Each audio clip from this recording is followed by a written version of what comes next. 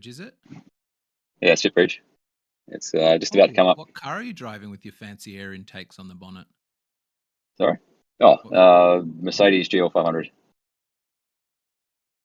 I didn't know they were fancy.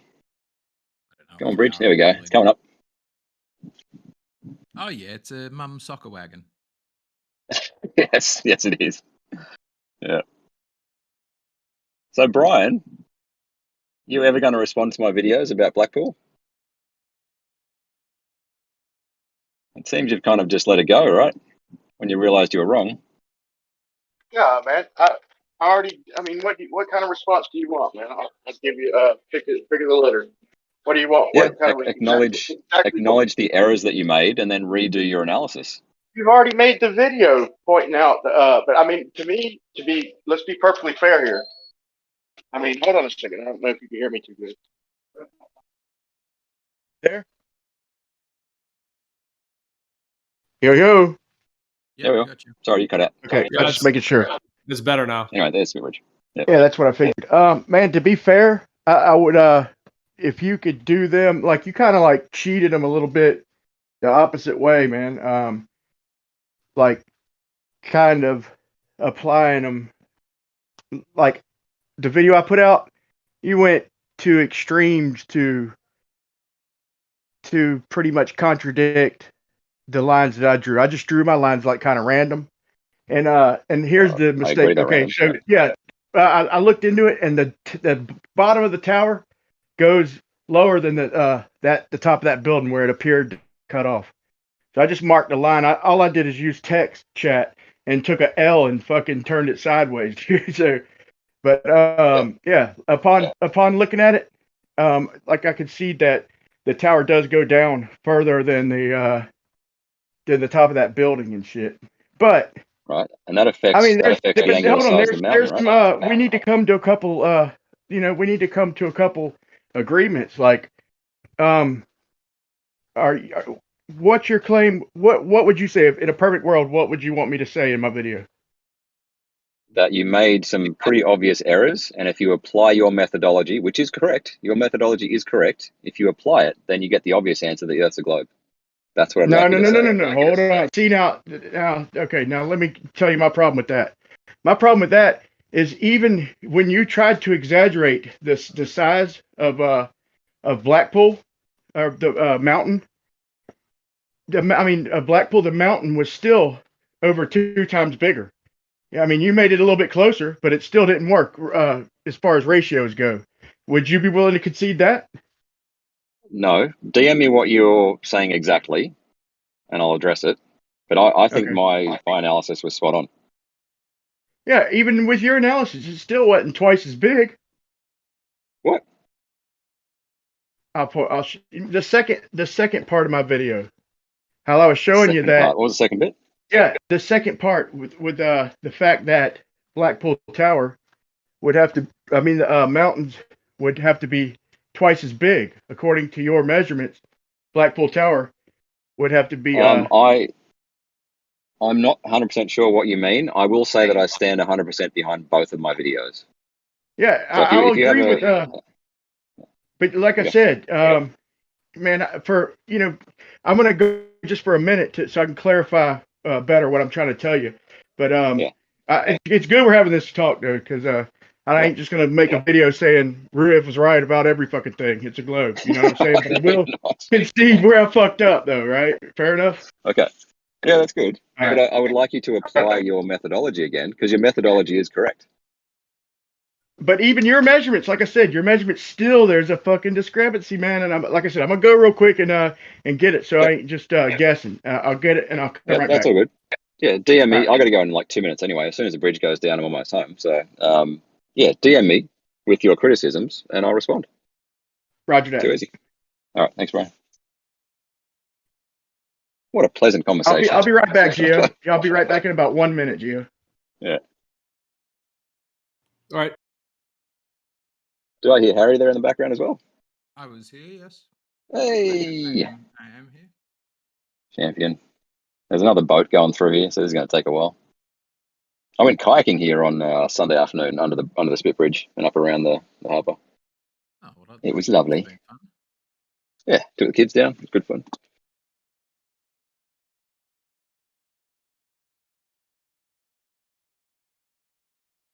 Ah, come on. Pretty good feat of engineering, this bridge, I have to say.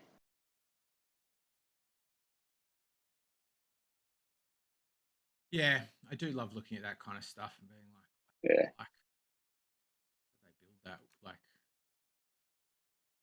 it's very cool. Has anybody jumped the Spit Bridge while it's been going up? I don't think so. My dad I don't flew think the so. Harbour Bridge, but I later found out that loads of pilots have done that. Okay. Is that legal? Like, you can do that? No. No. Yeah. I dare say flying under the Spit Bridge would be a bit of a challenge. Have you seen that Red Bull dude fly through the tunnel? That's pretty intense as well. Yes.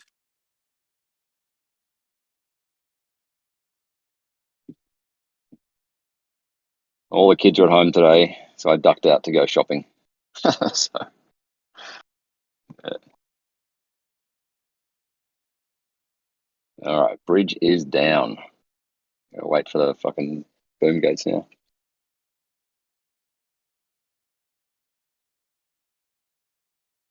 Copy this style. Still like I was at school. I get an assignment and I'm like, yeah, I got 3 weeks to do that. Start the night before it's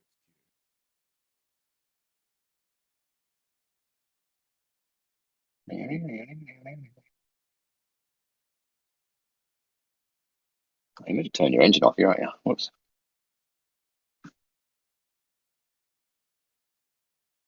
Nice ass. Yeah, I guess what you were saying before, Ruth, about the sextants, like, I just feel like you're saying it won't work, but you don't know what the Earth is. So you're comparing it to something that you don't. You know what I mean? Like what you're calling the Earth's a globe and it works. What you're calling the flat Earth may not be what the Earth is what I'm trying to say. Pretty sure you guys think the Earth's flat, and pretty sure Flatsoid says that it's a right angle triangle between the observer, the star, and the GP. And therefore, the trig doesn't work. Right, the trig doesn't work. Why? Because people have been navigating due to 60 nautical miles per degree for centuries. It's the Polaris thing all over again. So regardless of navigation, you can get your latitude from Polaris. You can travel 60 nautical miles south and it'll be 1 degree lower.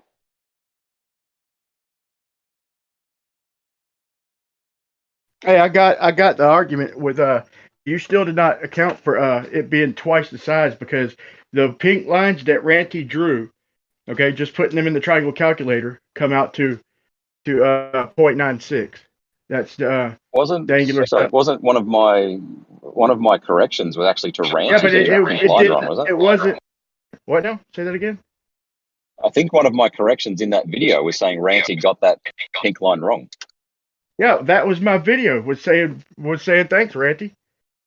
Okay, so you got the pink line wrong. Okay, let's go. Let's do it correctly. No, you say the pink line wrong, but his whole fucking argument's based on them pink lines, right? I don't care what his argument is if it's wrong. Let's do it correctly and have the correct pink line, and then we'll see what it says.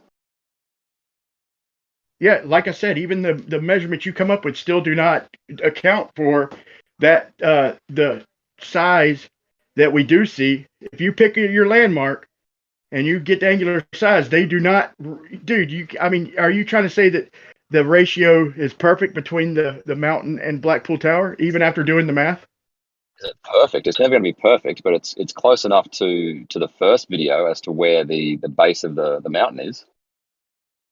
But here's my point. My point in this video was that Ranty lined up a landmark for the mountain, and then he gave us a measurement. This was his basis for fucking saying that there's no getting around this, and it's brought him to the globe. He had them pink lines, and he had a known landmark on the mountain, and he measured the height. He listed the elevation of the landmark, but if he never give us the angular size from the landmark known elevation. But when you calculate the known landmark that he put in his pink lines, it's 0.196, and it's already almost as big as Blackpool Tower, which is 0.496. So even if it was twice as big, it still wouldn't fit You know, it wouldn't fit. It's way off. I'm home now. I'm home now. Put that into a DM because it's quite difficult to do while I'm driving. Yeah, and I'll address it. Yeah. Yeah. All right. I'm home. I'll catch you guys later. Thank you, Brian. It's been lovely. All right. Thanks. All right. See you guys. Right. He's right about the shit working out perfect, like as far as the flat Earth. But I mean, would we really expect it to work out further? Because here's my point on this: can everybody picture the Blackpool Tower in their head without having to go to it? Or can whoever's listening, Gio, can you picture the photograph, the Blackpool Tower? Can you picture that in your head? What's a black tower? I've probably got one on my computer here, but yeah, I'm aware. Yeah, you're talking about the one that Ranty has, that he found on Facebook. Yeah, exactly. What is that? What is this Blackpool Tower? I'll post it in live chat text real quick, so you'll see what I'm talking about. Cool. For Noah, the Blackpool Tower became a big thing because a fairly prominent flat earther, Ranty, looked at the Blackpool Tower and decided that what he saw there was actually evidence of a globe rather than evidence of a flat earth. So he switched from being flat earth to globe. And so it's become a sort of like a lightning rod for conversations about lots of people saying it proves flat, lots of people saying it proves round, doing maths on it with angular resolution, all of that kind of How does it prove around Earth? So I'm going to try and give you Ruhif's answer because Ruhif's just left. It is Blackpool Tower is a certain height, and then there is a mountain behind it that is far higher. That if it was standing with its base at the same height, sort of linearly, like on a flat Earth, basically, the mountain should be above the tower from that perspective, from the viewer's perspective, whereas it is below the tower from that perspective. Distances and do the angles, you have to tuck the bottom of the mountain behind the curvature of the Earth. But this is what's funny about that. It's not a common, this is something we can see when we look over very, very long distances. We have addressed this problem. In fact, Ranty, the guy who is in discussion, directly answered this before he even used that photograph to try and prove or switch him to the globe.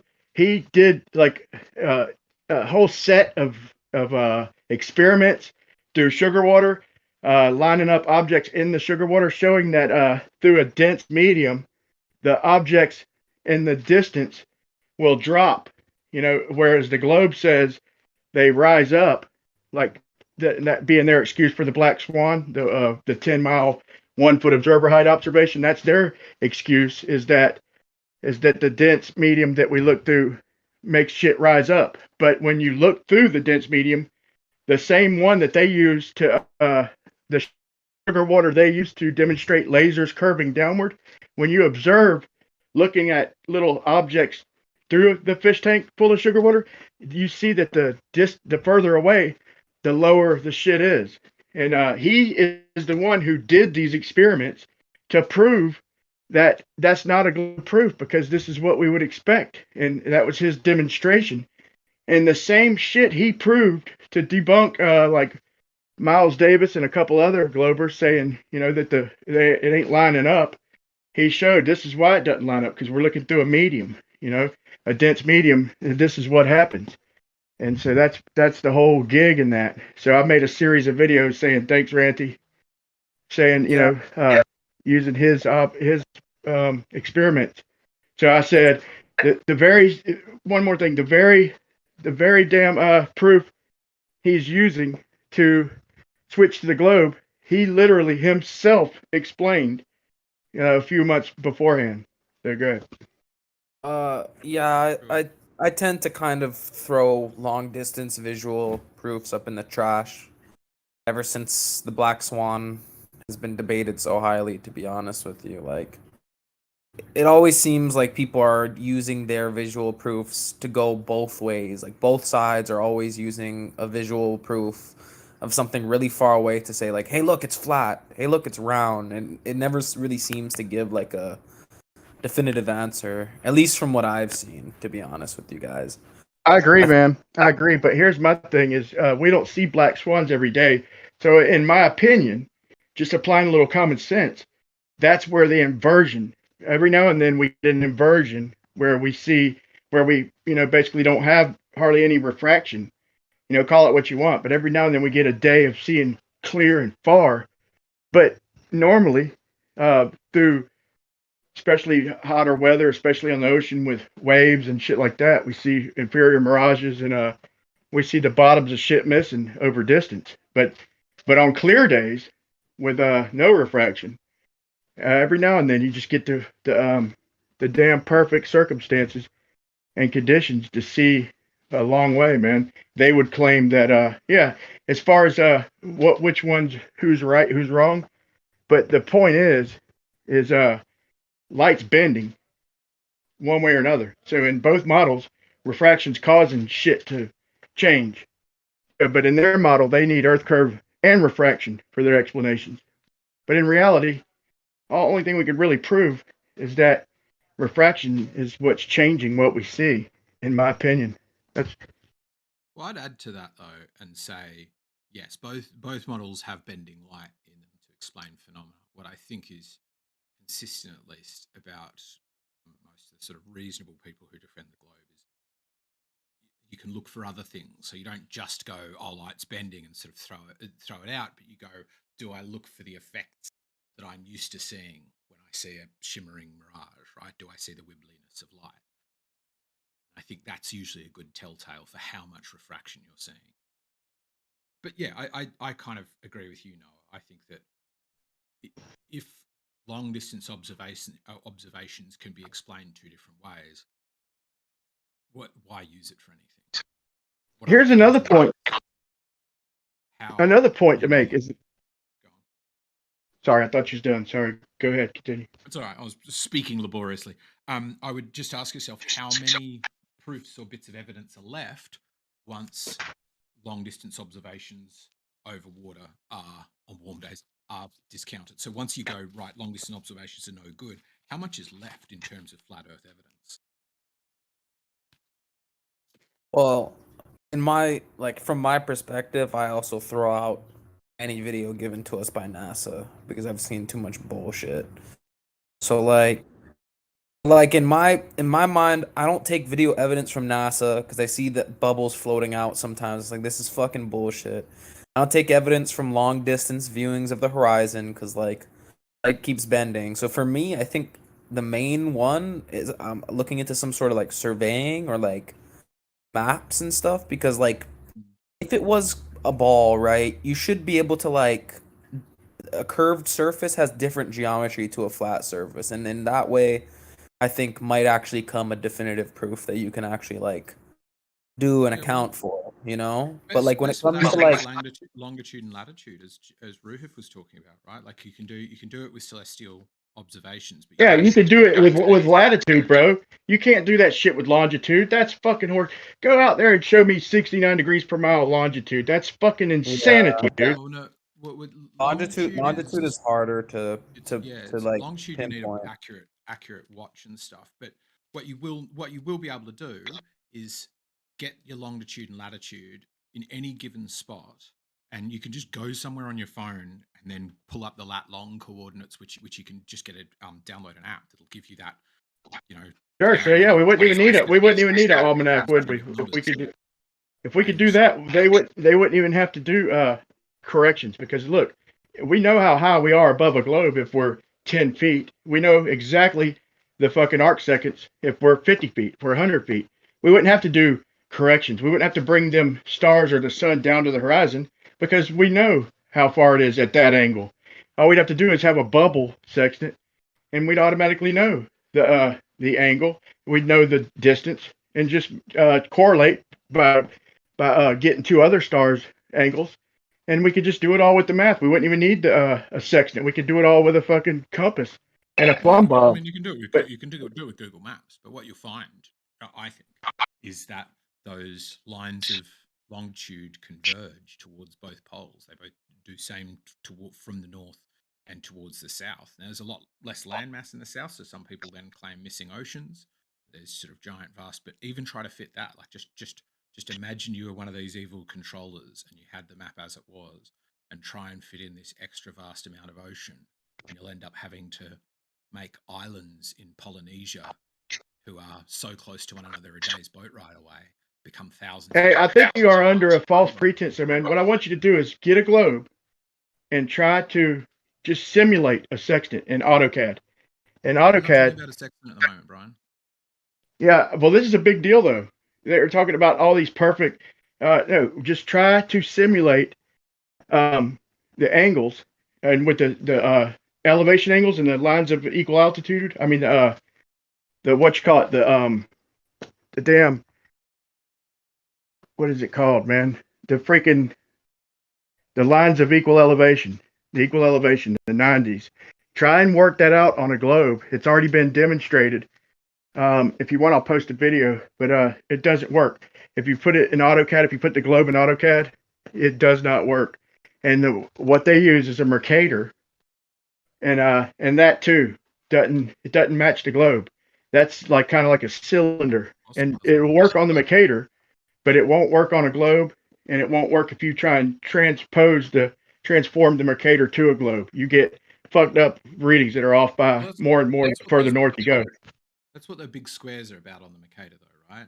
It doesn't turn into a cylinder; it turns to something closer to spherical because it's got the lines of forget whether it's lat long, getting wider. So if you look at any square Mercator map that has the lines on it, the lines will be huge around the equator and tiny near the poles, and that's its way of wrapping it and making it smaller. But yeah, all the proportions. I agree with that. But still, you can't use a globe. The angles, it doesn't. Man, I don't know how else to put it than just to be plain with it. You can't take a globe out to sea and a globe and a compass and a sextant and get to where you're going. You will get thrown off every time. To me, that's proof of a globe. I mean, that's proof that it's not exactly what they're saying. Maybe it ain't proof of it that it ain't a globe, but it's certainly not what they're telling us.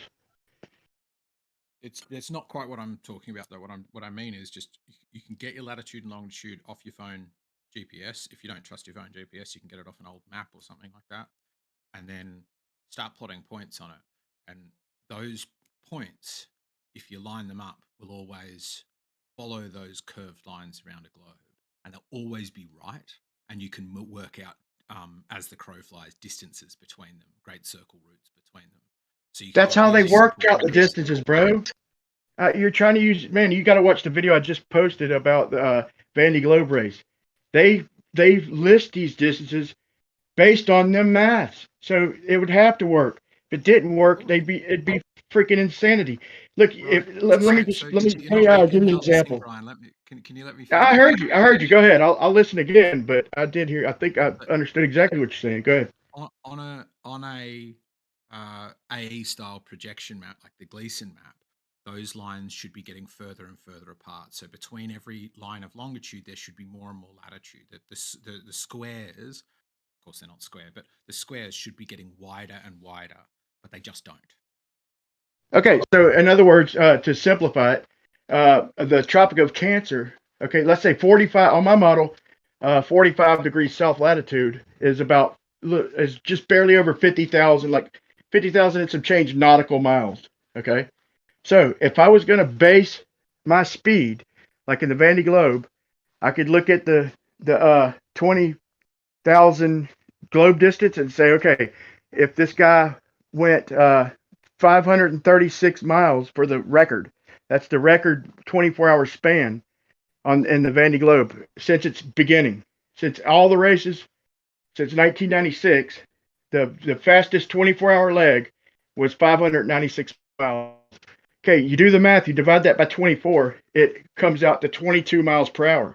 Now, it says that they average 34 miles an hour in crosswinds for hours at a time with just the local information. So here's the thing: if I apply my model to the Vandy Globe, to the or even closer, let's say the AE map. Mine's not quite the AE map, but similar. So that's going to be it's going to be 956 miles. So that means that the speed was 38, like 37.9, like almost 38 miles per hour. So just by mapping it on something different, then you get different times. So if I was to use that as proof, then I could say, look, there's proof. They're 38 miles an hour over 24 hours is 756 miles, right? I just proved it. No, I can't use that for proof. But here's the thing: when you look at when you look at them yachts and watch how fast they're going faster than the 34 miles per hour that they even say. They say 34 miles an hour, but dude, they're going way faster than that.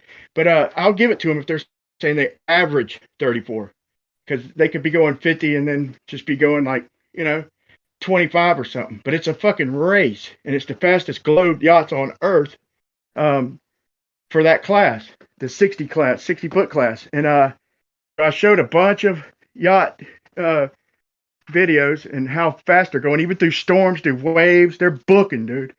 And then I showed that so for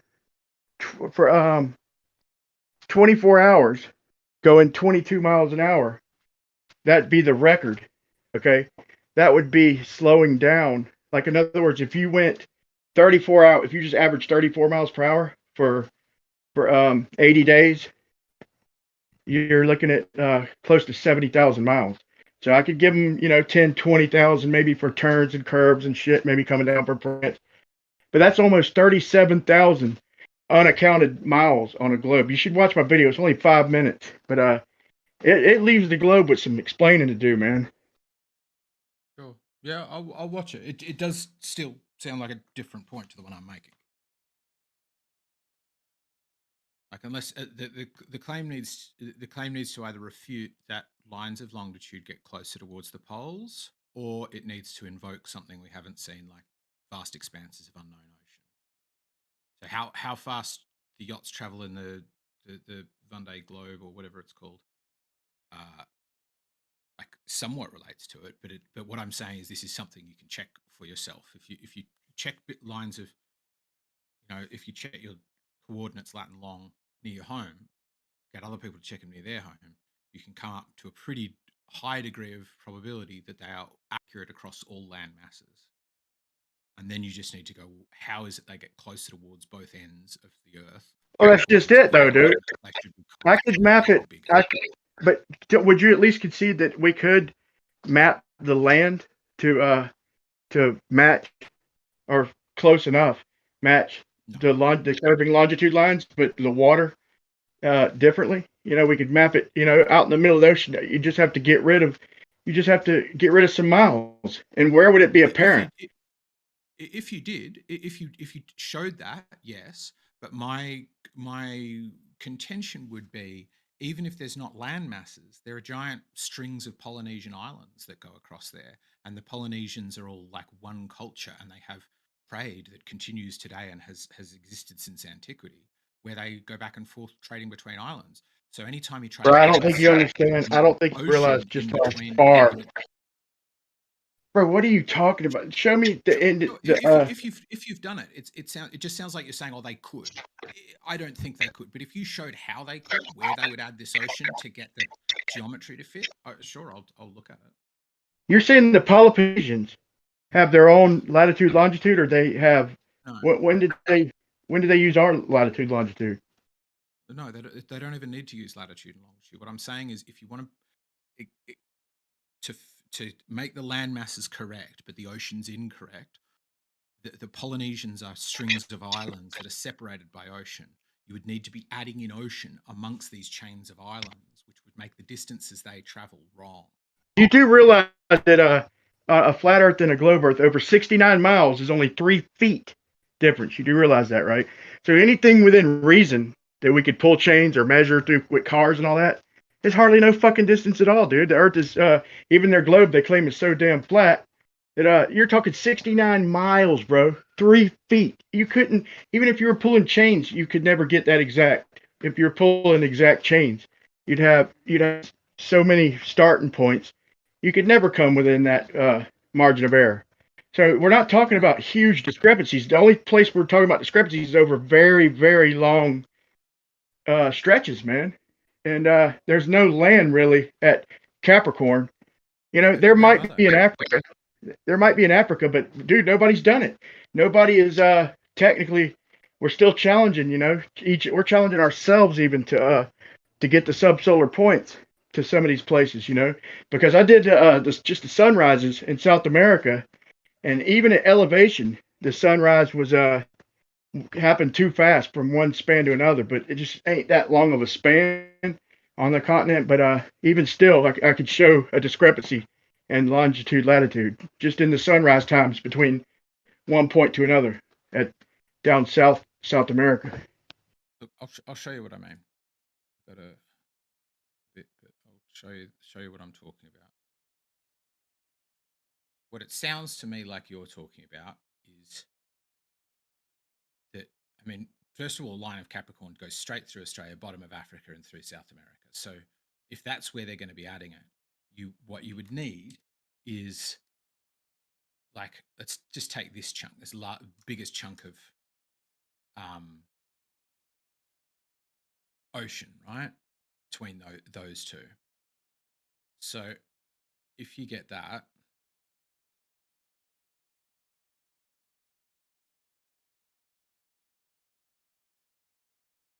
what you need to start doing to this map is adding in kind of curved wedge-shaped bits of extra ocean, right?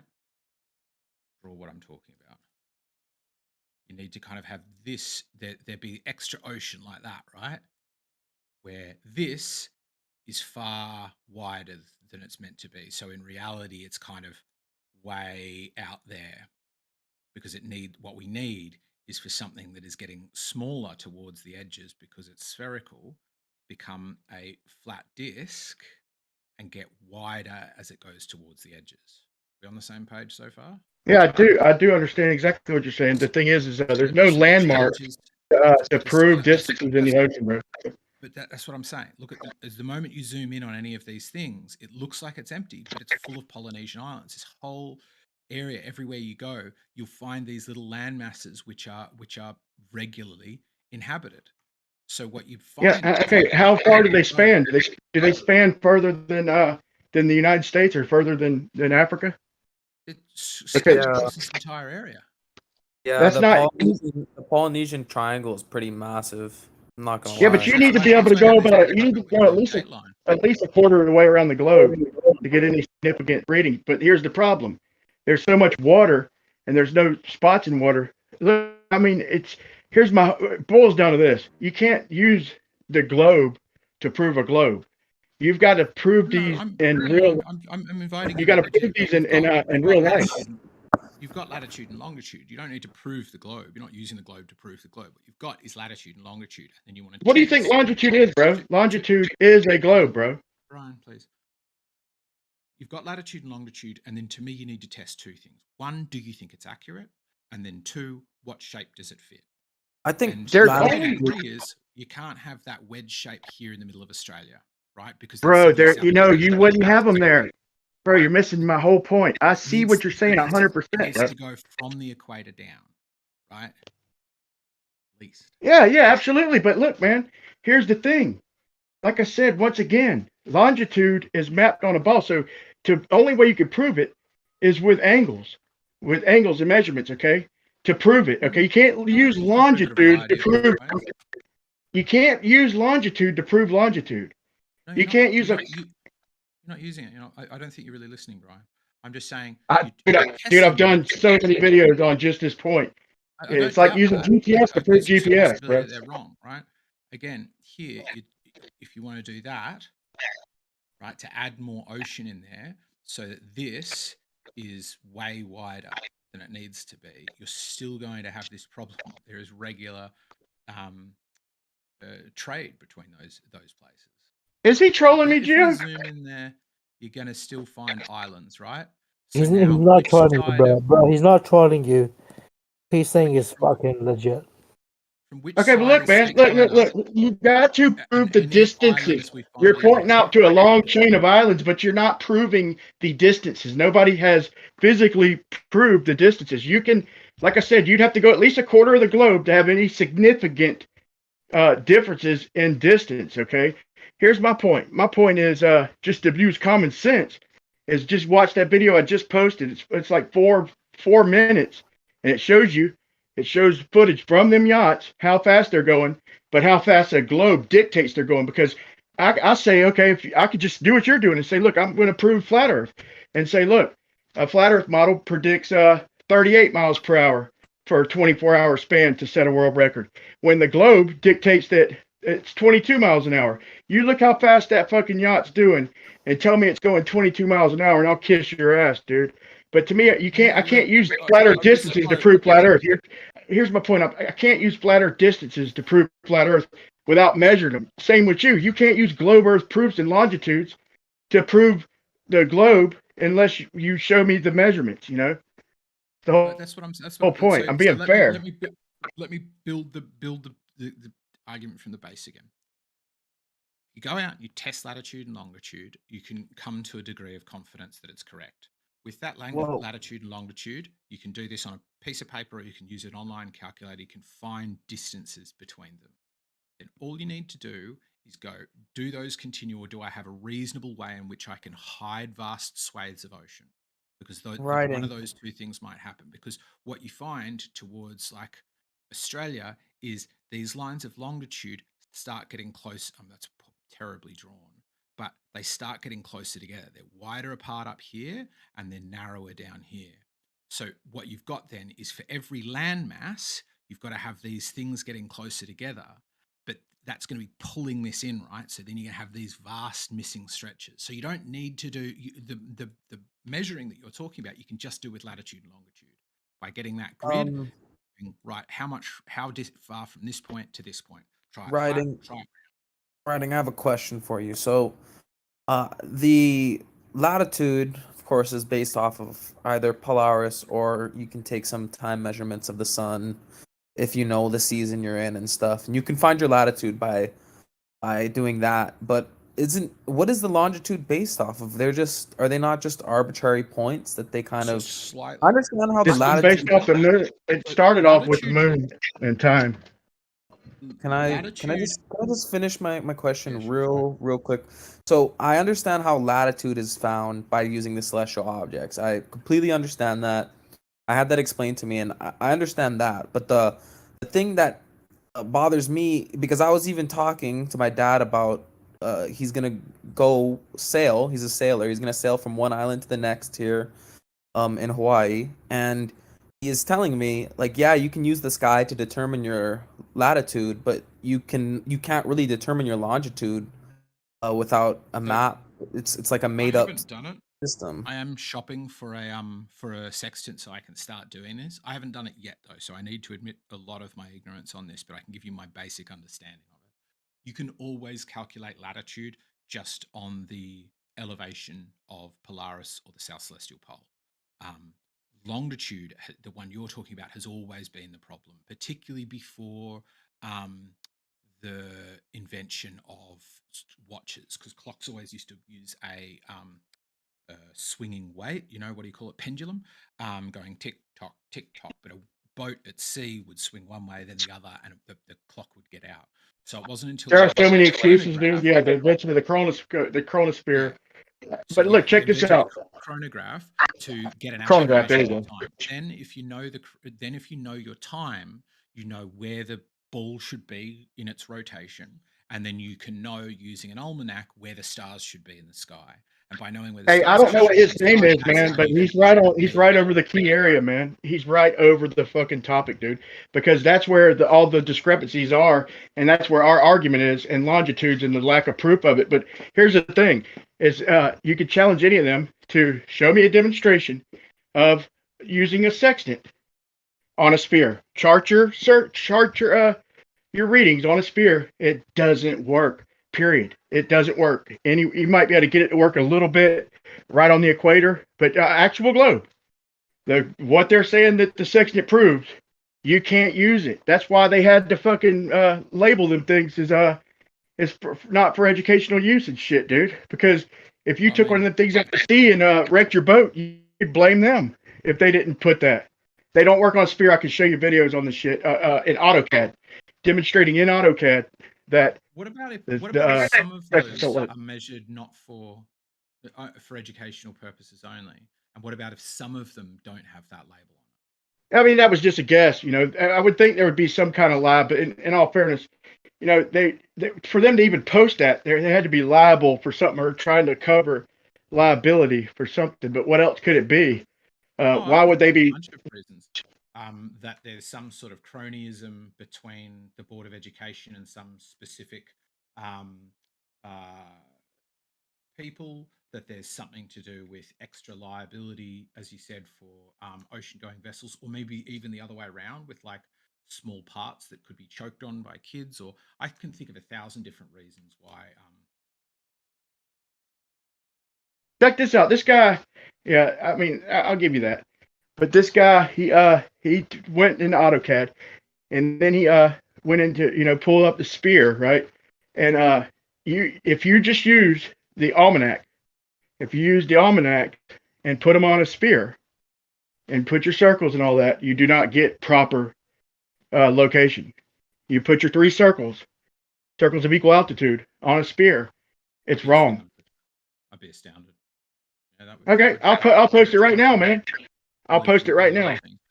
What I would need to be convinced of though is that they were doing it right. So I mean, you can post it, but I'm shopping for a sextant at the moment, and then I'm going to need to get a sextant and understand how they work and understand how it's done right, so I can tell how somebody's done it wrong. Because this to me is a lot of proof, but I won't say I don't know anything about this case, but I will say in quite a few cases, what I tend to find is that the person's done it wrong. This doesn't work. Let me give you a glaring problem. I'm gonna post it for you, man. And it's not that long of a video, but let me give you a glaring problem right off the bat. If you're gonna use a sextant and you bring the sun down to the horizon, okay, where it's just perfectly touching the horizon, that is the sun size is about 0.54 something. But that brings it to about a 0.53 positive angle. That's not a 90. Okay, according to the sun's parallel lines, being 93 million miles away, being that it's detriment that the lines are parallel for the model to work, for Eratosthenes to work, for all that shit to work. But if you only bring the sun down to the horizon, you've got an 89.498 angle. And the further you measure, the worse it's going to be. And that's another glaring problem with a globe. To me, it's enough to put them back to the drawing board, in my opinion. Is this is that counting the dip angle correction that they talk about so much? That's just it. The angle of correction is like if you are a 6 feet observer and you look out to the horizon, it's going to be about 3 miles. It comes out to 0.002, so that's like 2/1000ths of a degree. So that's like just a few arc seconds, right? But Alberuni went up like 50 meters or something, and where you have like I think 12 arc seconds or something. We wouldn't even need to do angle corrections if we were on a globe and we knew the radius. If we knew the radius of the fucking globe, then it's easy to do the math and just you don't need to guess and do corrections. We know what 90 is just from our height above the surface. It's plain and simple. So it's so many contradictions like that. Well, I mean, to get to close to 90 to me sounds like something again I would need to understand. And you've used a sextant, but to me, it sounds like that could be anywhere from the refraction correction that needs to be done, or the dip angle correction. I've never used a sextant, by the way. I'm just going off what I've researched. I never have used a sextant in real life, but I mean, I've used angles and all that shit in real life. But I'm just going off of what I've researched. But I do see some glaring problems. But like I said, I mean, it killed me when you showed that it wouldn't work on a globe. I mean, that killed me. Right, but I mean, that's sort of what they have to say. I mean, I think that a lot of that sextant discussion is trying to trip up on that first, like, how do you get a 90? How do you get a straight line? Da, da, da, da, da. to miss the far No, that's not. Hey, whoa! I know. I'm not talking about FED. I'm not talking about FED, bro. I'm not talking about FED. No, I'm not talking about him. I was more talking about Nathan Oakley. I'm not talking about flat earth data either. It's a fucking. It's a guy in AutoCAD, okay, with the globe and showing what happens when you drop the angles of equal altitude, and when you triangulate them. When you triangulate the three of them, you get the wrong answers. Doesn't work on a globe. I keep saying it. I'm gonna post it right now. Sure. So what I was saying though is I think a lot of those like challenges are looking at the first step of the sextant and kind of missing how the sextant works, what it is measuring, and how that so fundamentally shows that there is a globe. And to me, what it clearly shows is that there is either a celestial sphere rotating around us, or we're on a sphere rotating and the stars are relatively stationary to us. One or the other needs to be the case for all of that whole almanac, the whole elevation to stars, the whole fact that you can use it in the southern hemisphere. All of that so conclusively shows it because of the thing that Ruhif was talking about before. It becomes a linear function. You go for every nautical mile you go north or south, the degree to that star will change. The elevation of that star will change 1 degree. And Noah, if you were looking for stuff that you can test just by using geometry, that's a perfect one. Go find a shape. Yeah, I'm good with that, bro. That's empirical. Yeah, and find a shape on which you can draw that. And star needs to either change altitude, so it needs to be. No, it doesn't. No, it doesn't. You ain't seen my refraction model, have you? Or you have. Whoa! I did all that work to post the refraction model to make them all in the same spot to make all the angles work out, and you ain't even fucking seen it. Now I got to post that too. It's a simple equation, man. It's A over 90, A being the angle. There's no made up fucking numbers. It's A over 90 times D times, hold on. A divided by 90 times D, A, point A squared. Point A. There is no squared. So you take the angle that you measure, you divide it by 90, you multiply that times the distance that calculates to, and then times 1% of the angle. So if it was the 30-degree angle, you do 30 divided by 90 times whatever it calculated to. So let's say 2257 miles times 0.30. That's your refracted amount. You then minus that from your distance that you calculated, and that's your true location. It's a simple little equation. I just kind of butchered it a little bit, but it's a simple equation, and that'll give you your true distance, and that gives you the equal. So that just shows that refraction is possibly what's causing the different heights. If that equation could give us our true distance. Does that equation change at different temperatures? And did you? No. That's my terrestrial refraction model. My terrestrial refraction model, like my short distance refraction model, that's what I'm working on right now. Is incorporating that because that equation starts mucking up like pretty much the same place those sextant starts becoming unreliable, like 65 degrees or 70 degrees. But so what I'm trying to do is incorporate my terrestrial model, which is going to have to do with for them last few degrees. Good. Brian, these angles that you're talking about, is that in the video you just posted a sextant and a circle? Or where is all these equations you're talking about? It sounds from what you said, I don't mean to strawman you here, Brian. It sounds from what you said that you found equations in order to make it fit. No, I didn't find equations. No. What I did is that in observable reality, we can go 69.1 miles and measure 1 degree change from Polaris. Okay. Yep. Now, when you calculate that, you get 39.59 on a flat Earth or a globe Earth. That's where your radius came from. But that doesn't prove a globe yet. It doesn't prove a flat Earth yet. If you once again 89 degrees, whatever you want to call it, 1 degree or 89, 69 miles away, you get a height of 3958.8. Okay. So I took that information. Okay. And now I go out in the ocean and whatever angle I measure, wherever I'm at, let's say I measure 30 degrees. Okay. I measure 30 degrees and I put that in the calculator with a height of 3958 and I get, like I said, 2257. Okay. Now that doesn't work for all the numbers on a flat earth, but with this simple equation, A over 90, D times point A.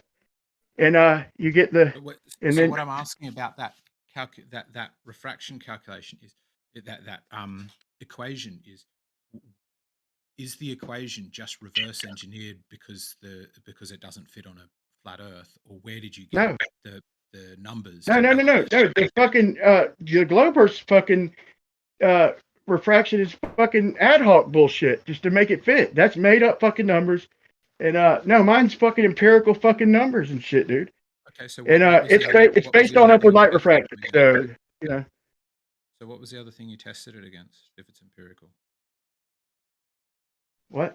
To get the equation, the A over 90 minus the distance, that thing that you're doing, where was the place that you got that equation? Everywhere. To apply it to everywhere up to about 65 degrees. You know, like I said, where the sextant starts breaking down, that equation starts it starts getting further and further off. But 60 degrees, it's exactly perfect. Exactly to the fucking mile, perfect. But it's off like by a couple numbers, but the angles are all true. The angles all hold true. So if you wanted to technically argue the few miles it was off, you'd have a hard time proving that.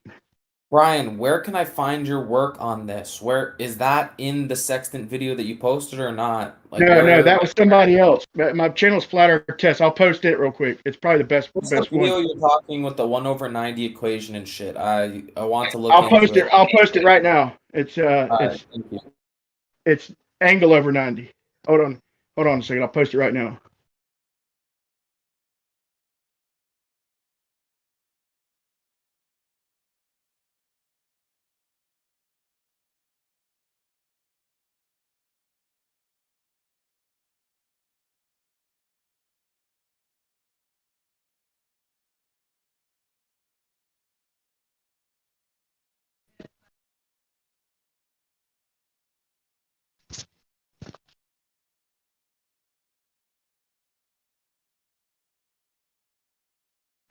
Yeah, I posted it in a Livestream 1 text chat, and it's the last one. The ones that say Flat Earth Test them are for me. And so I have my evidence of the light refracting upward as the first few minutes of the video, and you definitely got to watch that to understand the equation. But I got more work to do, man. I ain't gonna lie, because I got to talk. I'm not just gonna sit back and be okay with the distances not being right. Like just don't use the fucking sextant lower than 60-degree angles. I'm not satisfied with that. I think there's a way that they just act like it could go anyway just because of whatever refraction. And I think we can calculate that shit and fucking get it right. But I haven't done that yet. Cold days. Do it from up mountains. You know, do it when we know that refraction is minimal. No, sextant is only reliable. I mean, dude, even when you start getting out to 60, you're really winging it. But even still, I mean, that's probably on any model. But look, it's sextant is 120 degrees of observation, so that's 60 degrees each direction. You got is where they'll what they'll tell you. But really, you're going out on a limb if you're measuring 55 degree angles. But you're so far away anyway. It's going to get you in the right direction, which I could, technically say that with my model. But like I said, I still got work to do, to be perfectly honest, if I'm going to make them work. I haven't done it yet, so it's still a claim.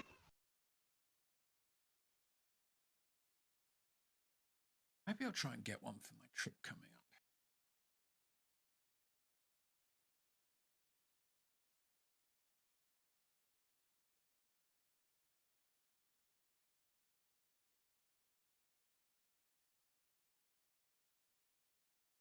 Oh, wow, that's beautiful.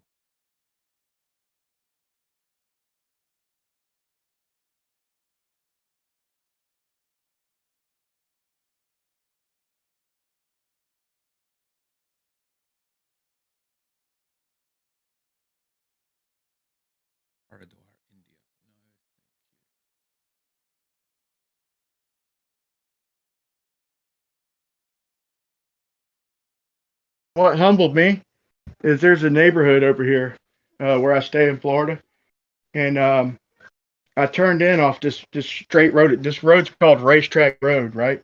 Because it's so long and it's so straight that people used to race on it. And there's a road that turns off of it. It's a neighborhood. And I'm sitting here trying to find this address, and I drove about, man, it couldn't have been more than about 2.5. I'll just be nice and say 4 miles, but it's probably more like 2.5, but we'll just say 4 miles just for the sake of and I come out about half a mile down the road, exactly the direction I just came in, dude. And you never knew you were turning at all. And that humbled me as to, the true distances, true directions and all that out on the ocean. Because just in a 4 short miles, I doubled back completely, damn near. And never would have guessed it. Ever, fucking ever. I thought that there was another fucking road till I seen the sign. I was like, what? And it's there to this day. And you see it on a map. You look on a map, you're going to see a freaking circle. But when you're driving it in them 4 miles, but mainly if you've been out on a boat, you know that you lose your direction in 500 fucking feet if you don't have a landmark. If there's nothing to mark it by, it's impossible with waves, current, and all that shit to keep a direction without, a star to mark, which you have to keep changing stars. That saved my life one time. I was way offshore in the Gulf, and well, no, it didn't save my life, but it might have saved my life, because if my little handheld GPS had went out, and I was just like, every 30 minutes I was finding like a new star every 15 minutes, in case, a little star through the patch of clouds and shit, just in case I ran out of batteries in my device, or if if it got too wet and stopped working or whatever. So I'd be able to keep going the same direction. Other than that, you don't know what way you're going. You just hold the wheel straight and hope you're going straight. Chances are you'll be doing just a million circles out there in strong weather.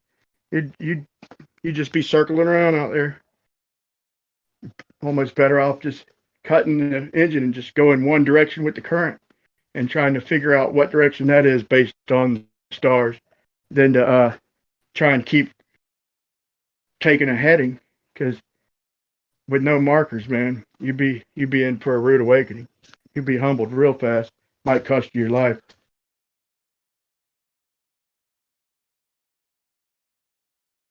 Right, I bought myself a sextant. Let's hope it arrives before my trip.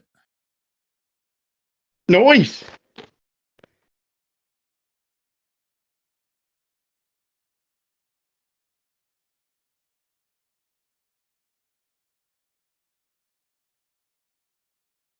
Now let's go over the basics, man. Have to learn it all. What does the angle require? I'm just fucking with you, man.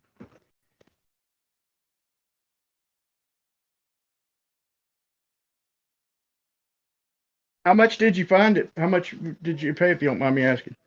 $150. 149 Say that. free delivery.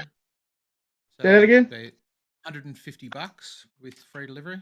So that should, I imagine you'd get them a lot cheaper. Everything's cheaper in America, except healthcare. I don't know. Shots fired. That's funny. Hey, one thing I do want to plant a bug in your head is now remember when they're having you bring the sun down to the horizon? Just figure out what angle that is without a sextant. Just figure out, with the sun sitting directly on the horizon, what angle is that to an observer at around 6-10 foot, whatever, just ground level, and then then from there look at your calculations, because you're going to see that that's a positive angle. It's not 0 or it's not 90. It's like a point. It's 0.538, I think, or 0.539. So that kind of fudges up the globe math, in my opinion. But I don't know. Maybe you got a way around it. I've never technically used a sextant, so can't say for sure.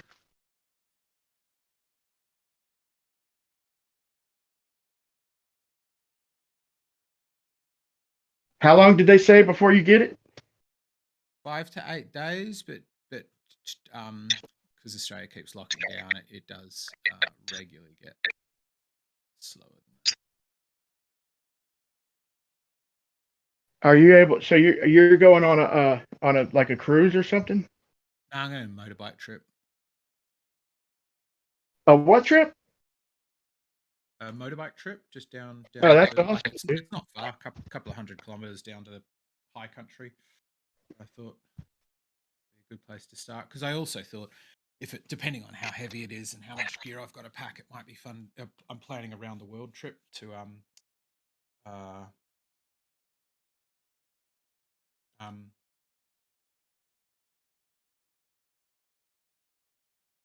That's gonna be fun, dude. Yeah, and so I thought it'd be fun to just take measurements as I go across and see how good I am compared to just using my phone.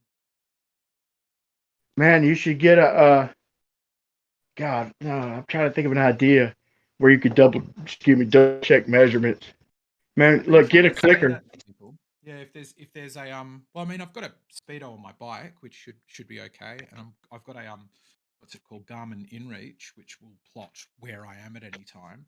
So there's a sort of crude measurement of distance and a different one. Yeah, but get one. Don't they have one of them things you could put on your wheels to measure the my bike speedo works. It's got a little magnet that goes past a sensor every time my front wheel goes around, and that gives me speeds. Yeah, that's the thing. And that's something they can't make for out there in the oceans, man.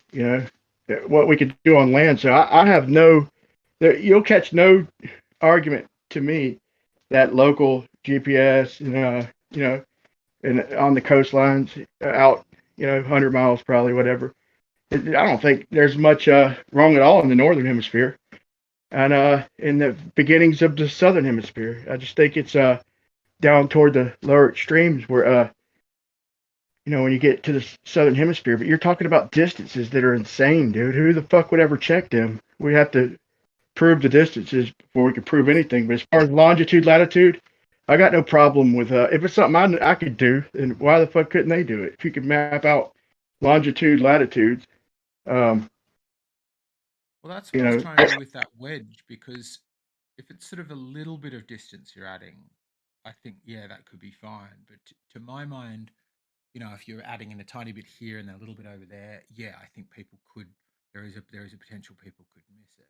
But the way the map is, I think what you'd have to do is drop in 3 huge chunks in between Australia, Africa, and South America. Or just put one in between each, right? You put one in between each. Yeah, that's what I mean. Yeah, one sort of 3 wedges, one between each of the continental masses. But what who could ever prove that, man? The only thing we could look for would be discrepancy. Because if you went down there, you would go, well, I've been sailing for what on the globe Earth should be a short distance, but I've been going for days now in a dead straight line. Like the Vandy Globe. That's exactly my point. Like the Vandy Globe, if they're at 45 south latitude, and it's taking them 80 days. Okay, it takes them up to 120 days. I just said 80 days and 20 hours because that's the German who first did it. I'm not sure if he won last year, but I think he might have. But it takes sometimes up to 120 days, and these are racing class yachts, bro, that are in the Southern Oceans, and they have to claim that the world record 24-hour leg, world record, is 22 miles an hour. Now, when you see these yachts moving, and then you see the local claims where they say that in crosswinds they average 34 miles per hour for long spans. Like this comes from other races and shit. Like they know how fast these yachts go. Like not just in the Southern Oceans, up north, everywhere. They've fucking tested them. But now all of a sudden these fucking yachts that you see visually booking, I'm talking about booking it. All of a sudden they're only doing 22 miles per hour for the absolute fastest fucking leg since 1996. It's not fucking practical, dude. It's almost a slap in the face. They want us to believe that, bro. So what they say they're doing 22, and how fast do you think they are doing? Just look at them, dude. At their fastest, I don't know, 55 maybe. Just look at them and be the judge. Just watch that little 4-minute video of Vandy that I posted, Vandy Globe, and it says testing the Vandy Globe numbers, you know. And it shows them out there, all in fucking complete ass in the race.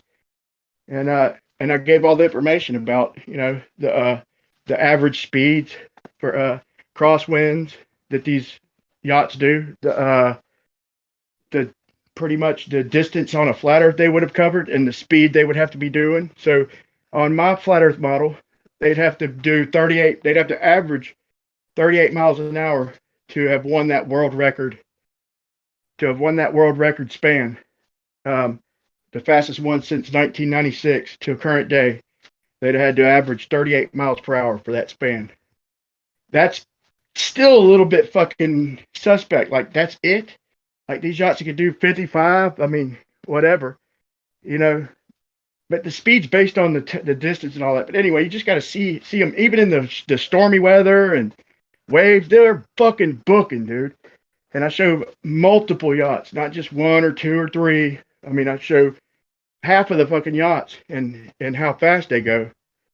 And for them to claim 22 miles an hour, then they claim for the whole race, it's like they average, you know, around 7 knots if you added up all the years and the average times. 7 knots, that's what, 10 miles an hour, 11 miles an hour or something.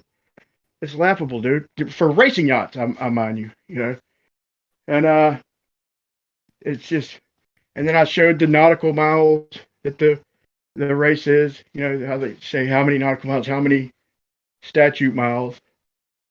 And I just basically apply their own numbers against their own map and the consequences of them distances. And it's laughable. So in my opinion, it's a slap in the face for them to try and show me a yacht hauling complete ass and telling me that the world record leg is only 22 miles an hour for that time span. It's a slap in the face to anybody, any free thinker. But I always reserve, you know, a humble part of myself, you know, just, you know, who knows? Been fooled before. So maybe, just maybe. But if I'm going to argue it, I'm going to argue with my common sense and what I see and what I can measure, what my common sense tells me. That's when I'm debating. That's what I'm going to use.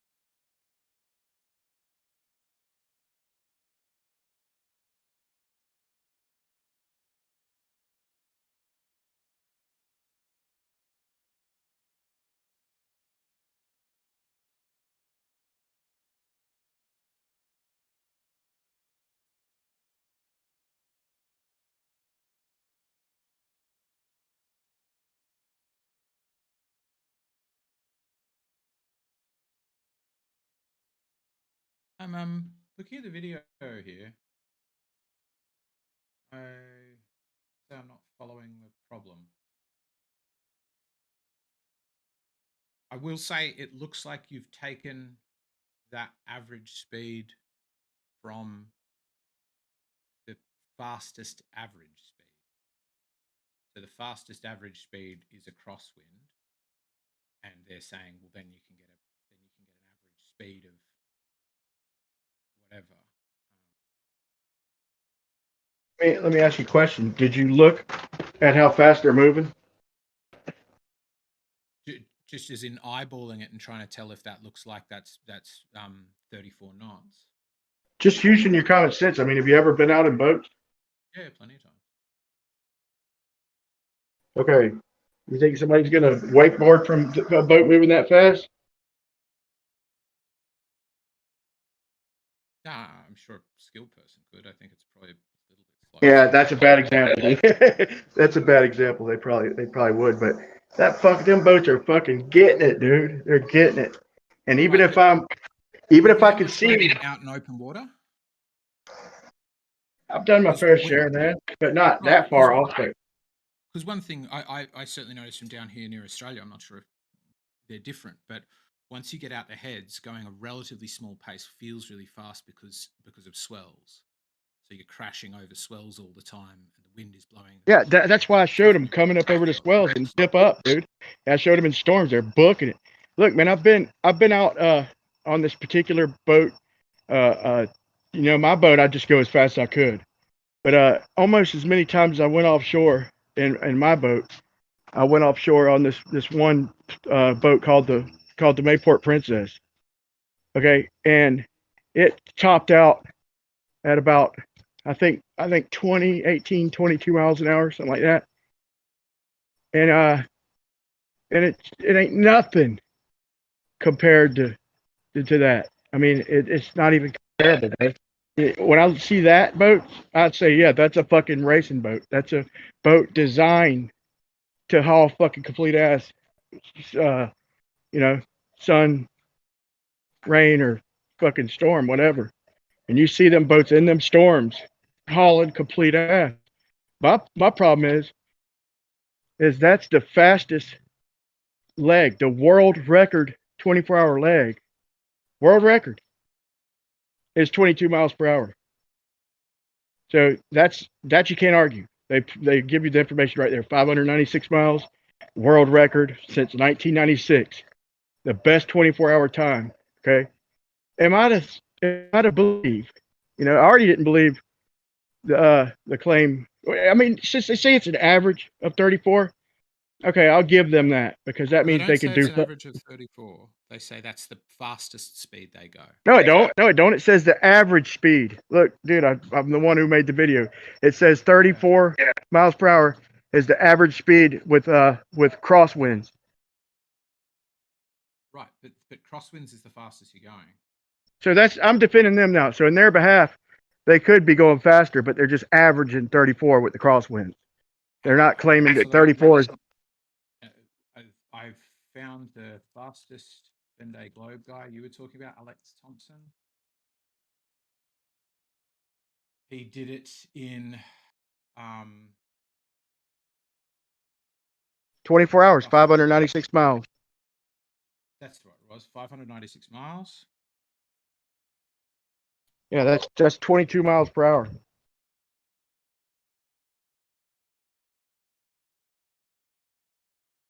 Not much you could tell me to make me believe. Now on my map, hold on. On my model, on my model, he done 38 miles per hour.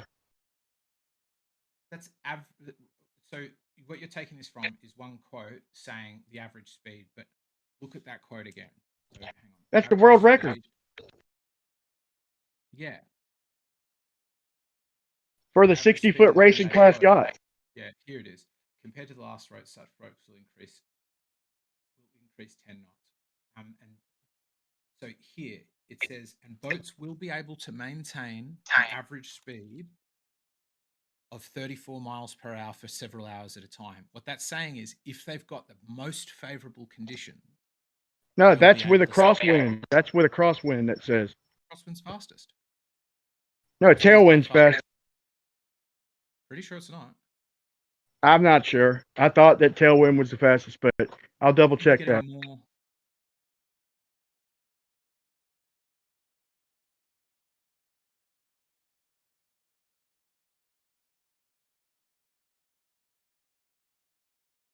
Yeah, I did make an assumption that tailwinds might be faster, but so what? This is quite important. What you're saying is the average for the Venn globe is 34 miles an hour. It's not. What that's saying is no, I know that's not average for the whole race, bro. I do understand that. That's the fastest average, and that's the fastest average for these new boats. This whole article. I understand that. Like I said, if they were to do 34 miles for 80 days and 20 hours, they would exceed both of our models. So I understand that would be 60. I think it was 69,000 miles if they could maintain 34 miles per hour.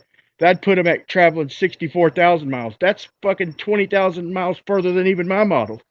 So I don't expect that they're going that fast. I was just making that as a point. Like but to compare for the world record. Now the world record, look at how far he would have went in 24 hours if he was even just doing the average fast speed. Way more than 596. So there would have to be discrepancies in the distances. Like I said, in my model, he's doing 38 miles an hour for the world record. But is that at least fair to point out? No, because that's the hang on, let me just find the world record Venn globe. Now, Alex Thompson, 2017, is that it? No, when is it?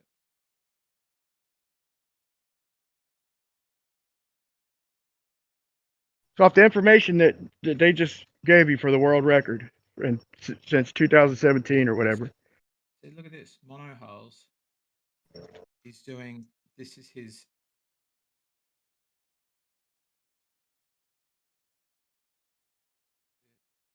He's getting 22 knots for an average. Right, what is 22 knots? Yeah, does that sound like a fucking world record?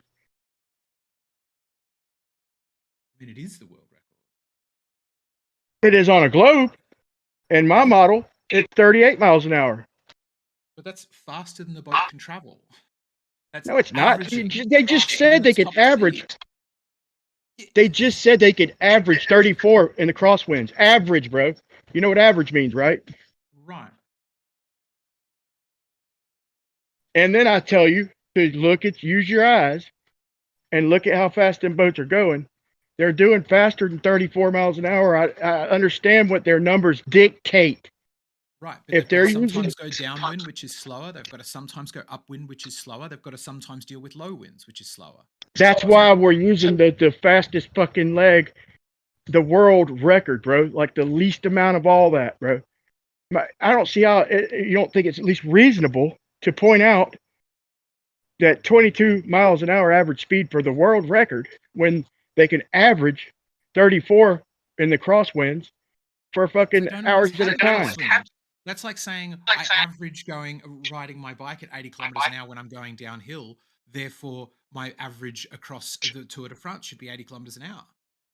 It's not, right? It doesn't make sense. You're going, what is the average for the very fastest this boat can go, which is in a strong crosswind? And then I'm going to assume that that's the entire race. And then I'm going to add a little bit onto that. And then I go, that's proof that you're taking the most favorable interpretation at every turn and then still adding some and then going, that's proof of flat earth. It doesn't seem to me to be reasonable to do.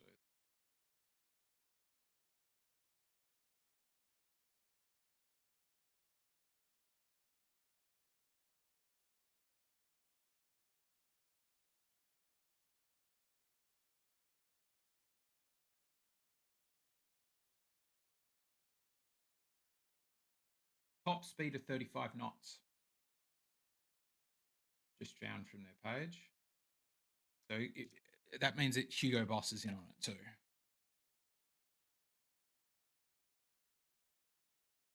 You're getting to 3 knots above its top speed as an average.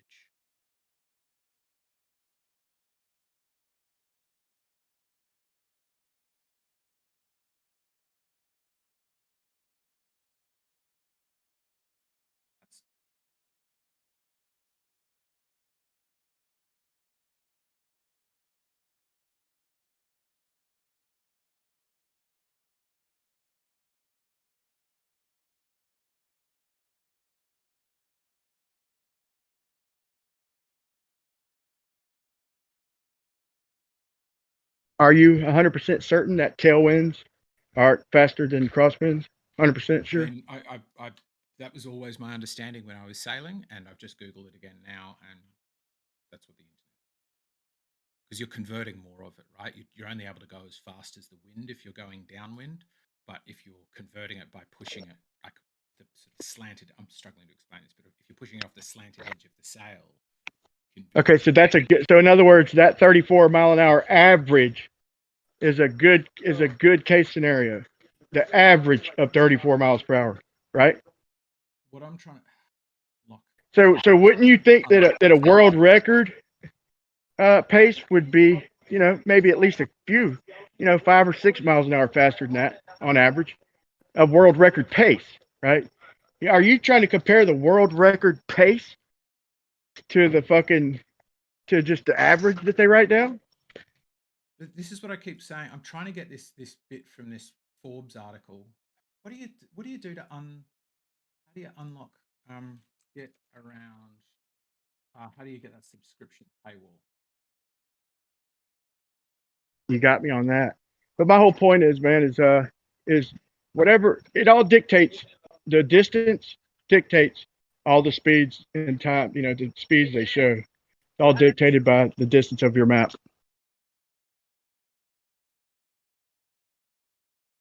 Incognito window, that might work.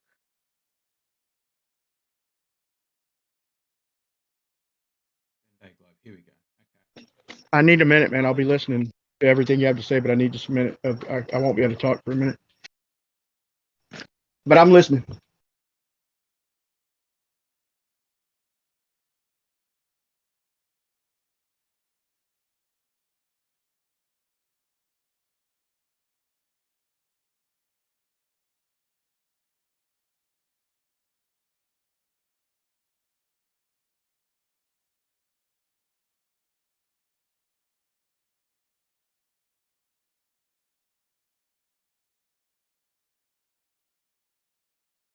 Yeah, it's talking about the fastest speeds they can get. I think this is where you took the quote from. Brian, I'm posting into the chat. In 2016, racers began using hydrofoils, blah, blah, blah, lifts them out of the water, they get to go faster.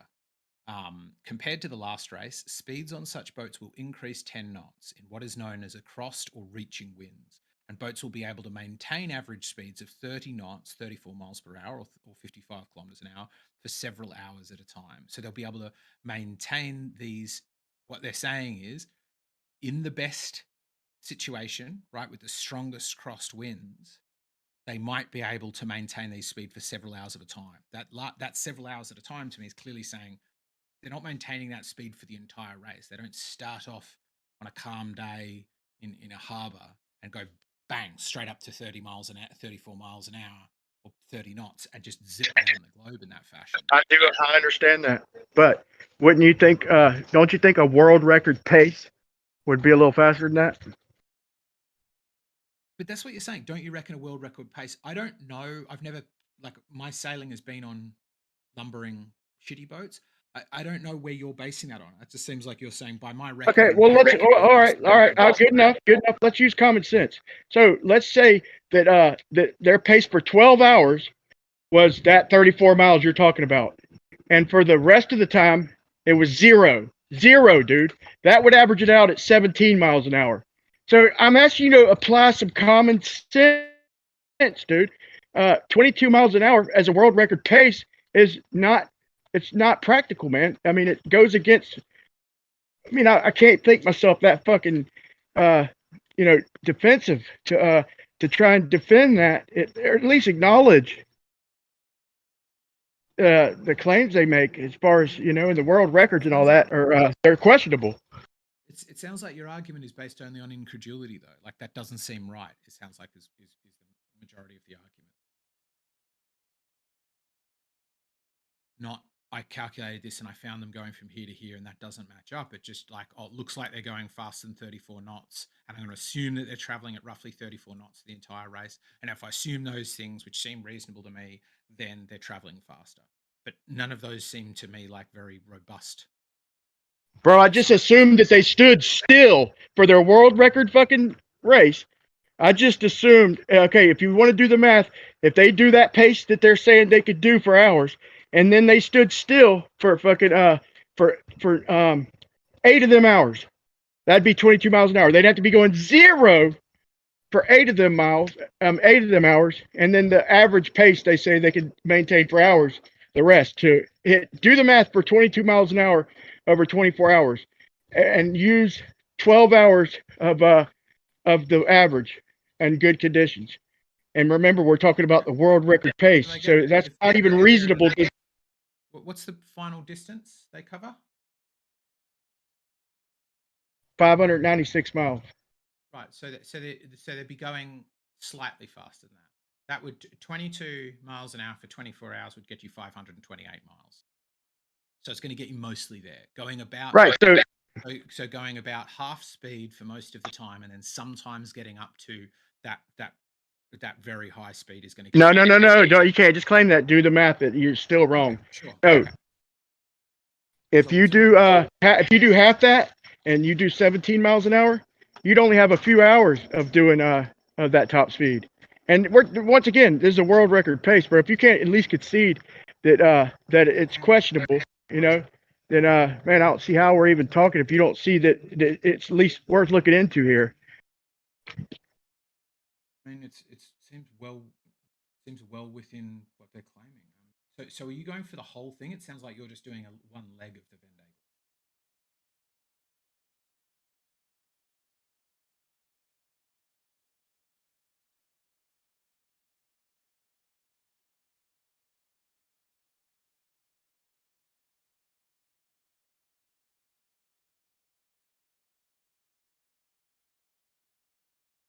Wikipedia.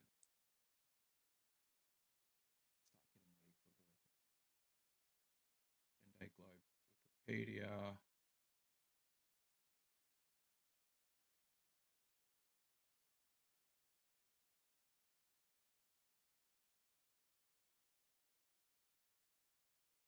So I see. You're just doing the furthest distances covered in 24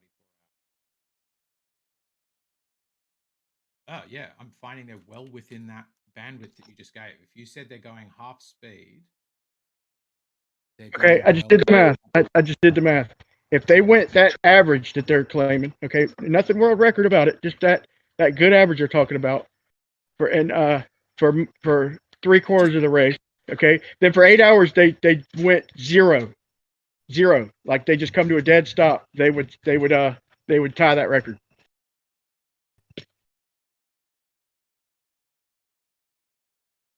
Oh yeah. So what you're saying is that seems like it fits to me as well. That's fine. So they go at very fast and then 0, or what is quite likely is they maybe get up to that speed for 7 or 8 hours, but they're going somewhere a bit below it for the rest of the time. But there's all the nautical miles per 24 hours. They look this is in statute miles. The nautical miles are less. The nautical miles for the race were 24,236. Okay, it's 28,000 statute miles. So that little trick, how they always like to do I made sure I converted that right off the bat. So 616. But check this out. It could be they're all that other horse shit, or it could be that they're traveling a further. You're averaging 25 miles an hour. What? You're averaging for what you were just saying. That's hang on. How did I get that? Sorry, the fastest on that list, which is I can see is 536 by Hugo Boss in 2016-17, was 536, which is averaging 25 miles per hour. Let's get that back in statute, which is. It's in statute. Yeah. Yes, it is, dude. The race is 24,239 miles in nautical miles. It's 28,000 statute miles. Right, but we keep switching back and forth between 24 hours. No, that's why I converted it right off the bat in my video, so nobody tried that horse shit. It's the race is 24,236 or 39 nautical miles. It's 28,000 statute miles. It just the moment you take away the assumption, this is the way it's looking to me. The moment you take away the assumption that they travel at their fastest possible average speed, mind you, that speed of 34 miles per hour that they can maintain for several hours at a time is 1 mile per hour below Hugo Boss's top speed. So what they're saying yeah, but that's what's in contention, dude. You think I believe that? Just looking at it and claiming that they're going 22 miles an hour, and that's not even the world record. I mean, dude, what we're talking about here is the fastest 24-hour leg, period. I mean, I think you keep going back to averages. This is the fucking record, dude. But the fastest is going 25 miles an hour. Dude, when they can average 34 for hours at a time. That's the fastest fucking speed, Brian. Stop saying they average. Where does it, dude? Where does it say that? How can it be a fucking average and fastest? You fucking loom. How can it be fastest and average? Because it's which the fuck is it? Is it the fucking average or is it the fastest? It's pretty much the fastest. They can average it for several hours at a time, not across the entire race. Based on you and fucking your just claim to try and hang on to a globe? Based on what? Tell me something to back that up. Based on the link you used to calculate their average. Based on globe distances, right, exactly. Based on globe distances. Based on what they say. Nothing to do with the globe. This is your link from your video, Brian. I searched that quote and found the page you got that from, which is a Forbes article, and found that it didn't say what you thought it said. What did it say that I didn't think it said? It doesn't say that that's the average speed. Your whole video, okay, you're assuming that they maintain an average speed, and then you add a bit onto that average, onto that fastest average that they can do. Did it say that? Wait, no. I want to hear the fucking quote. You're saying that it said something different than what I put, because what I put was a fucking paragraph saying that they can average speeds and a good average. It doesn't say the fastest fucking average. How can you have the fastest fucking average, dipshit? It says a good average in crosswinds is 34 miles per hour. I easily answer that for you, how you can get the fastest average. You go across. It doesn't say that the world record average that. You go off from here to here, from hour 8 to hour 14, they were traveling at 30 knots. So across that, their average speed was X or Y. Easily, you can do that. That's the fastest average. It's easy. You don't have to take the average from the moment they hitch their ropes from the dock to another till the moment they cross the line somewhere else. You can take an average. That's fine, dude. That's fine, bro. I've got no problem with that. So we can take that average and drive that fast for 15 miles and then throw fucking anchor and win a fucking world record. Dude, do the math. For 15 hours, you could do that fucking average fastest shit you're talking about, and then throw fucking anchor for the other fucking 7 hours, or for the other 9 hours. No, it's 16 hours. 16 hours, you do that 34 miles per hour, and then throw anchor for the other 8 hours and win the fucking the world record since 1996. To me, it sounds like I would say I did an endurance race where I had to run from here to Perth. And on some of the best days when I was feeling really great and I was running downhill, I managed to get up to 24 kilometers an hour and I was booking it, right? But it still took me, 70 days to get there. And it's like you went, well, based on him running downhill on his very best day, averaged across that, it shouldn't have taken him that long. It just doesn't make any sense, man. Take the average speeds, you do it any other way except going, I'm going to assume that their fastest is their average. That's what you're doing. Yeah, me too, dude. Me too. But I'm going to do that with you. I'm doing that right along with you. And so for the 16 hours, they had them favorable conditions, them crosswinds, right? And they got 34 miles per hour. Then for the other 8 hours, they dropped anchor, bro. They just dropped anchor, right? Because that's all they'd had to do to win the fucking world record.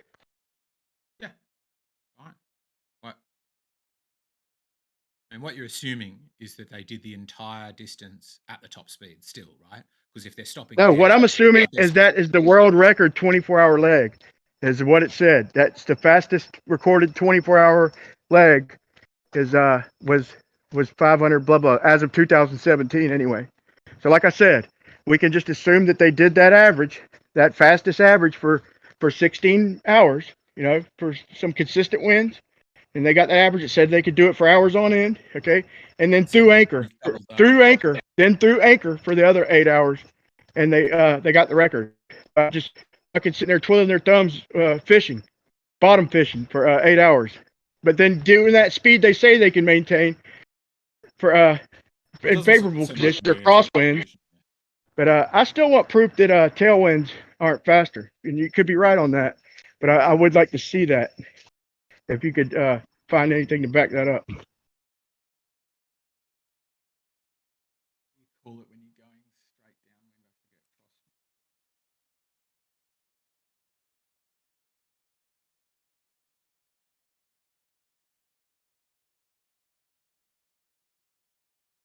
Run. That's it.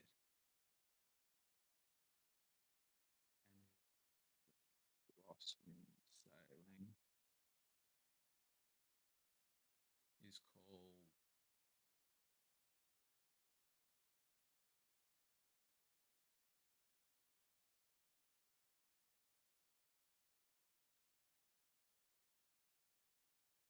Often crosswinds, though, can cause an issue. They attack a lot. That's one of the issues.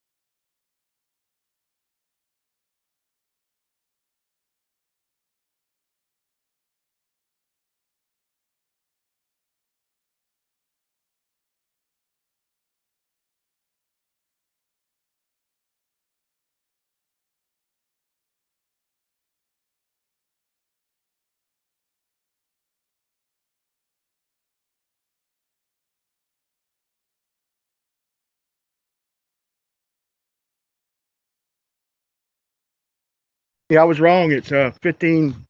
It's 15 and a half hours, and they'd be able to throw anchor for for 8.5 hours. Right, but if they're throwing anchor, but they've already crossed the distance, they've crossed the finish line in 6. It never did say that. It never said that 34 is the fastest they go. It said that in the crosswinds, you know, that which could be favorable, they could maintain the 34 miles per hour for hours. You know, it didn't specify. But so I'm thinking a world record leg would be better conditions than that. You know. So why would they associate the world record with the average? That to me is a stretch, in my opinion. But I mean, that's just sort of based on your reckoning.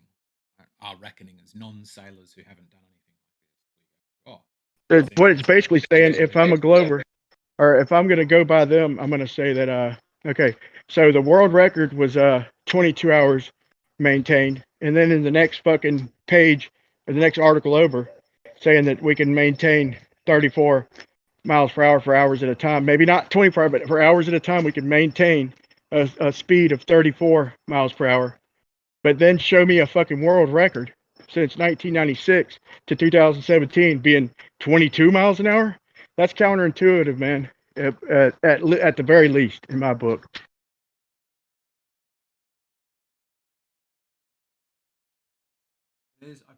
There's one Sorry, go ahead. I posted a page from the physics department of University of New South Wales, which explains how boats can sail faster than the wind. Faster with crosswinds.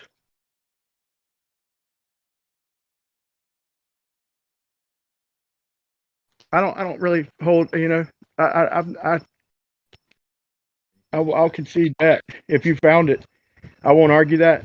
I did want to see, you know, the word tailwind, but if you say you found it, I'll concede that. But I'm still sticking with the argument. But my problem would be, okay, if let's just say if the race were longer, okay, and they were mapping it on a globe, they would still have to jot down and record globe times. They couldn't just add length. They could try a couple different ways with the zigzags and all that, but they still have to record the times from the distances that the globe dictates. So you can't just say that he went 800 or 900 miles and he went 38 miles an hour, because that's not what the globe claims. What they'd have to do is see how far the globe says he went and then divide that by 24 hours to give us the 22 miles per hour. when in reality, he was doing a world record pace of like 38 miles an hour, and he went 930 miles. Is more realistic to me.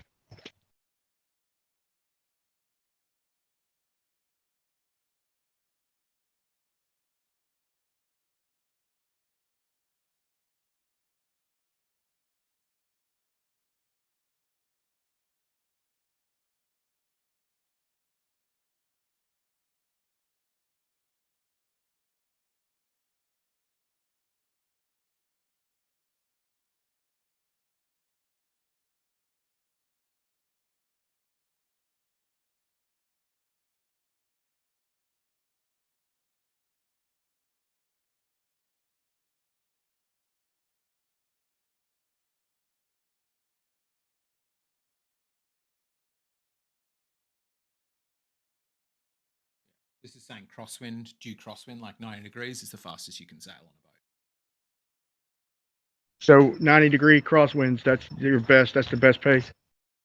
That's what I'm finding here. Like 90 degrees to the sail, or 90 degrees to the boat itself. You always want the sail to sort of be halfway between direction. Forget, but no, 90 degrees to your course. You're heading due east or due west, and the wind's coming north-south. Okay, 90 degrees from the heading is what it says.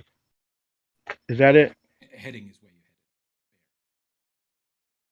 headed. So the wind coming perpendicular to the boat and the heading is going to give me my fastest speed. Is that what they're saying?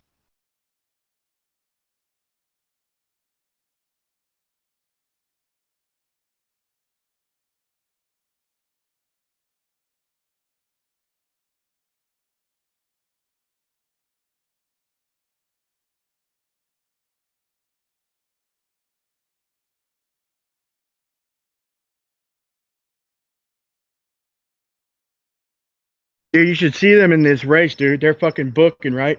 They're booking, and then a fucking wave comes. They start rolling that motherfucker, dude, and they nose up like right before they fucking hit the wave, and then they fucking race that bitch back down, you know, to fucking plane out, dude. It's just a constant battle of the nose of that ship trying to keep it out of the fucking water, dude. Because they're gonna get their fastest speed, obviously, on a plane, you know, with the nose lowest to the water they can get. But then with all them waves, dude, they constantly fucking vroom, vroom. And then they probably kick back and relax for a few hours or an hour, and angle it up a little bit, you know. They probably sacrifice a little bit of speed, you know, but it's, you know, way physically more manageable. It's all in the tip of that fucking boat and where it's at. If they're not there to man it, try and get maximum speed with the low tip, then they're gonna wind up fucking dunking that shit in the waves and then just slowing them down, taking them longer to reach a plane. Anyway, man, it looks like work, bro. That's my point. It looks like work. Oh, it is. It's. I mean, I've only done light bits of sailing, but it is a massive bit of effort. But one of the things I would say is that is always the issue when eyeballing it. Like, I'll take this still here from your video. That is clearly, this will look faster. So sailing anything close to the wind, show you what I mean, is you can look at the sail positions on that second image I've posted. The first one's taken from your video. See how closely reefed in that sail is? So the main sail is almost parallel to the hull. And what that shows is that you're probably heading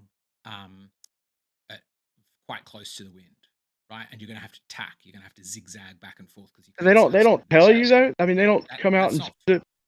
So that's not fast. So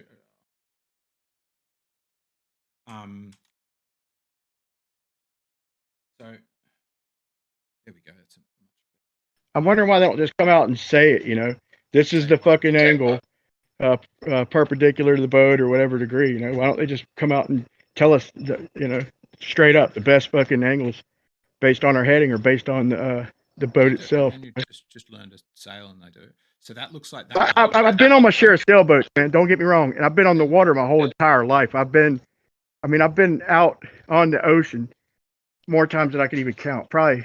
I mean, I don't want to sound like I'm lying, bro, but I grew up on the water. I had a boat for years and years and years. I've been out on sailboats, on shark fishing boats, been on deep party boats. Just, you know, I've been on the water my whole life. And when I see that boat booking through the water, I got a very good idea of how fast it's going. But this is what I'm trying to say. If you're heading at that one I've circled in the last thing I've posted, the what do they call it? Close haul. They're close hauled in going to the port tack.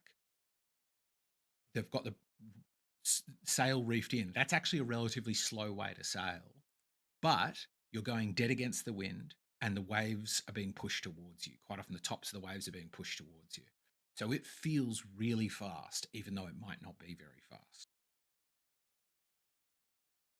Right, whereas if you've ever been on a sailboat, you would know this. If you're doing a full run, I've been on sailboats, bro. That's the bullshit you're fucking passing off, bro. You're passing off just strictly theoretical bullshit. Look, it might make a little bit of a difference, bro, but hold on, them waves aren't coming against you. No, like you're acting like them waves are coming against you like 25, 30 miles an hour. The current's not moving that fast. A good fast current will move, 3 or 4 miles an hour. A fucked up current. Yeah, and it'll be a steady 3 or 4 miles an hour, dude. You're acting like, the waves will be pushing the tops. The wind will be pushing the tops off the waves. You're trying everything, dude, to get off of what your eyes are seeing. Them boats are hauling fucking ass, dude. Every one of them. I'm not able to judge how fast they're going. I'm not also able to judge that is an average. That you're not picking out the fastest clips from the Vendée Globe. It's just, again. Also, I said it at the beginning. I could leave it now because we're just running around in circles. It seems like you are picking the absolute fastest, 1 mile an hour slower than the fastest boat that's ever done a 24 hours can run, which is 35 miles an hour. Except I picked one that said average, bro. Sure, it said average, but I think it's taking the fastest average. You've got it 1 mile an hour lower than the fastest. You think it is, but what they're claiming is average. So does that mean fastest? Does that 34 mile an hour average mean that's the fastest they can go? No, the Hugo Boss page themselves claim that the fastest their boat can do is 35 knots. So how can you? Okay, so 35 knots. Like I said, if they did 35 knots, then they got to set anchor for 9 hours. No, wait, 35 knots is like, hold on, that's like 40. Wait. Hold on, wait, 35 knots is fucking over 40 miles an hour, dude. No, so you don't think they could maintain fucking 28 miles an hour even on a world record leg? It's 35 miles an hour. I misspoke. It's 35 miles an hour, 30 knots. Yeah, okay, I'm about to say. Yeah, that's what I thought you meant at first. But yeah, we will go around in circles. But in my opinion, man, in my opinion, you're making a lot of excuses on why these racing boats are going fucking slow. That's what I get. Excuses to maintain a globe. That's what I'm hearing. Well, I mean, the calculation in your video appears to be taking it at faster than its fastest speed. So, what are you talking about? I point out the world record speed, bro. The world record speed is 22 miles per hour on a globe. That's not the same as on a flat Earth. You understand that, right? On a flat Earth, that world record speed would be 38 miles an hour. Okay, so faster than the fastest boat can go. World record, right. World record pace. So averaging faster than the current fastest boat, which is huge. Right, yeah, a world record pace. I'm not talking about that 34 is as fast as they go. That says average, and that sounds like a good. That sounds like a favorable average, but it doesn't sound like a world record average, does it? Hugo Boss won the average. They claim their top speed is 35. You're needing 38. Yeah, for a world record, bro. I didn't mishear that, but I'm just surprised, world record or not, that they are maintaining. Because look at that diagram. Of those 1, 2, 3, 4, 5, 6, 7 different headings they can go, one of them is a crosswind. Right, and I doubt they would be world record heading, right? You keep deviating to normal conditions and all this. I'm talking about a world record pace, bro. I don't understand why you won't focus in on that. That the wind is always blowing at its maximum from exactly the right bearing for your entire race. So they can average 34 miles an hour fucking for hours at a time, but the world record pace is 22 miles an hour. Man, come on, man. Yes, because look at the path they travel. Assume the wind is always going in one direction on that path, on that leg. Assume all of the wind is going in one direction, and then try to pick out the bit that they're traveling in that crosswind, where it's going at 90 degrees to their heading. We'll give you full wind all the time, but unless the wind constantly changes its heading to match 90 degrees on the boat, it's not going to be maintaining that for the entire distance. It's certainly not going faster than its top speed for the whole race, world record or not. I mean, that's why you see in the image you've got, that's why you see they change their bearings so rapidly all the time. Constantly going this way and that to catch the wind. But it means that they're adding distance onto where they're going.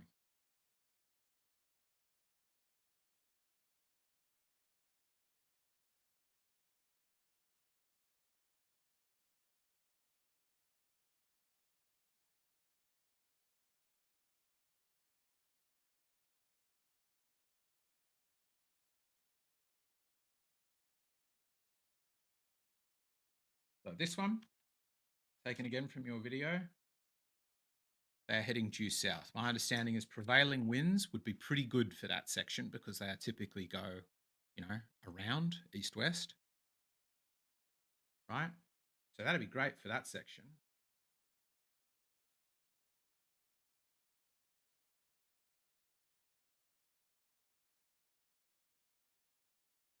But what about this bit? Look at their course. Their course is changing massively.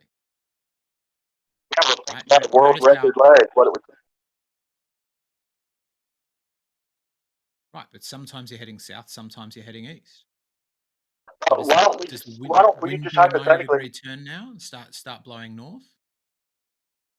Why don't you hypothetically assume that it's doing that favorable speed and multiply that times 24 hours? Just one 500-mile stretch of favorable winds hitting that good average speed they're saying, and you're over 1,000 miles, bro. Yes, but that's what I'm saying. At every turn, you are taking the most or above the most favorable interpretation, and then taking that as if it's an average. It's like going, well, how fast can a Formula One car do down the home stretch? Great, let's just assume it travels the entire track that speed. Obviously, the track is longer. Maybe, but maybe there's some turns in there. Maybe there's some times when the car is not going at its absolute top speed. You go, well, we can average the speed down the home stretch, and what we get is it goes 300 and something kilometers an hour. Obviously, it hits every turn at 300. Yeah, then it might have, but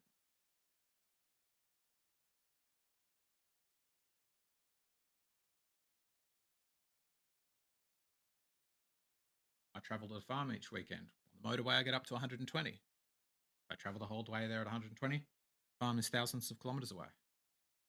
No, there's twisty roads, there's dirt, there's turns, bits that aren't protected. Two-way motorways. Like, again, look how close hauled in this is, right? Again, slower way to travel. Looks really dramatic because the boat's pushed way over, but it's once you're close hauled on, you're getting less out of it. Again, close hauled, looks great, pushes you way over, not that fast.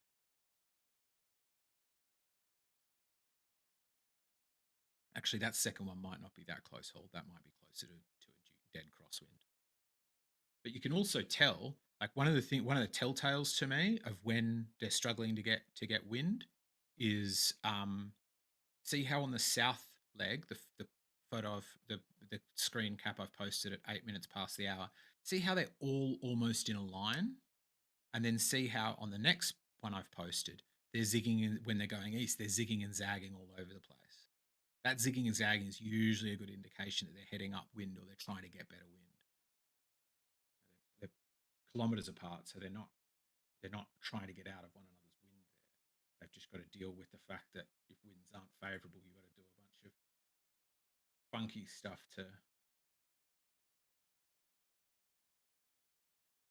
I guess, is part of it. I'm just going to try and grab another still. You can see how there the courses go from diverged and all going different ways to then they start getting closer again. That to me is an indication that it was gone from bad weather that is not helpful to then suddenly they've now got better wind that they can all use. So they all zip around that point, that exclusion zone, pretty much bang on it. Going parallel again.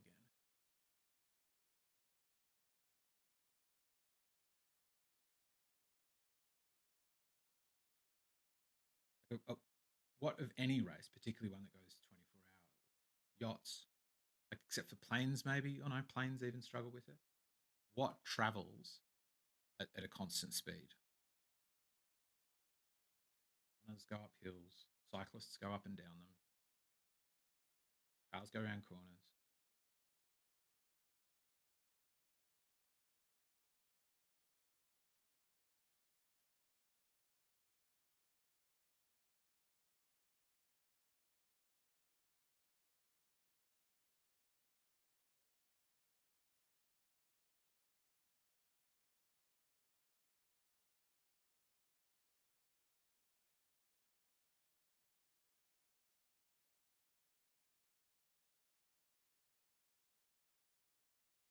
I'm listening to everything you're saying, but I'm just like, that's why I got the world record leg, world record, favorable conditions. You know, so obviously, if all that shit's going on, then they wouldn't have got the world record time. We can assume, I'd say it's fair to assume that they had favorable conditions for most of them 24 hours. You just need slightly more favourable than the last chap and a better boat than the last chap, don't you? I'm not talking about the average and all that. I put on there hypothetically at 34 miles per hour for 80 days for like 1900 and 20 hours, 1940 hours. Yeah, that would outpace a flat Earth model by 20,000 miles. I don't believe that. I just put that number out there to throw that out there. Okay, I don't believe that. That, like I said, that would outpace the globe by almost 37,000 miles, and a flat Earth by like 19,000 miles. Now, I'm not saying I believe that. So what I did is I went for the world record. So I'm like, let's cut all the bullshit and let's look at the fastest. So we got the average speed of under good conditions. Okay, we got the average speed, meaning 34 ain't the top speed. It's just the a good, maybe even best case scenario for hours on end, for multiple hours being able to maintain. So then I went to the, like I said, the world record leg, the world record 24-hour spin, and it was 536 miles. And then do the math, and that comes out to 22 miles an hour. Now, that is unintuitive, in my opinion. My opinion, for the world record, they would have had to have at least almost 24 hours, close to favorable conditions, you know, to win the world record, right? This article is saying that he's not in favorable conditions, right? So he got the world record not in favorable conditions. Yep. While this edition of the Vendée Globe has been consistently faster than all previous, foil-assisted IMOCA 60s repeatedly setting new. He set himself a world record in shit conditions. Yeah, they would have to claim that to maintain a globe. Leg of the course compared to their conventional canting keel traditions. This 24-hour run is made all the more impressive by the fact that the sea state, some 550 miles west of Spain, was far from ideal, with big variations in wind strength giving the Hugo Boss autopilot plenty to contend with such a fast 24-hour stretch. I'd be willing to wager Thompson's Hugo Boss smashed at starboard foil early on in the race, so they could only achieve full power on the starboard tack. Check this out, bro. I'd be willing to wager that first, second, third, fourth, fifth, all the records are from that one stretch. and that would be very, very fucking coincidental. If other years and other, I bet you, and that stretch, I bet you all the world records are from that very same stretch. That would make you say, that's worth looking into. And you need them to be. So basically, what they're claiming is that the map is fucked up right there. If he got the world record for all the fucking racers, all the fucking legs, he set the world record time or distance in 24 hours through fucked up conditions. That tells me that either everything you're saying is horse shit, or their fucking map is not as exact as you think.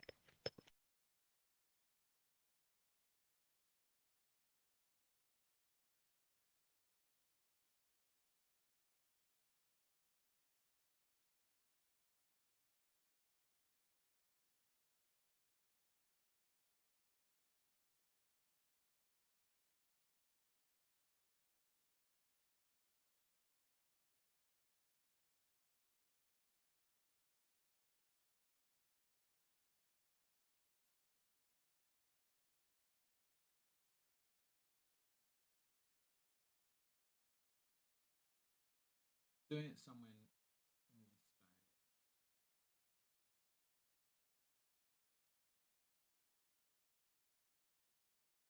Looks like it started near Spain, somewhere near the equator.